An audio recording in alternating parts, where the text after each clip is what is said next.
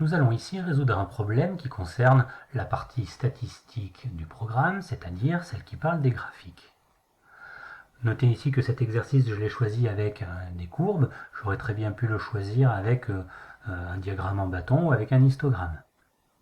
Ici, l'axe des abscisses, horizontal, l'axe des ordonnées, vertical, et je rappelle qu'on dit que la distance est donnée en fonction du temps. Voici les questions.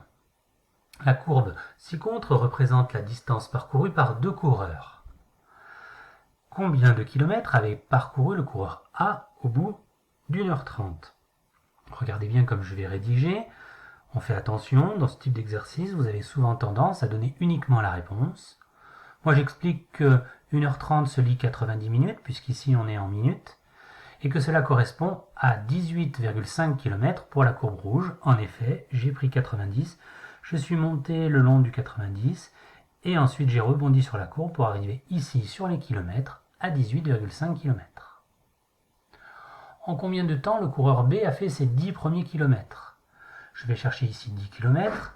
Attention, je vais rebondir sur la courbe verte cette fois puisqu'on parle du coureur B et je vais descendre, c'est-à-dire je vais voir à peu près 45 minutes pour les 10 premiers kilomètres.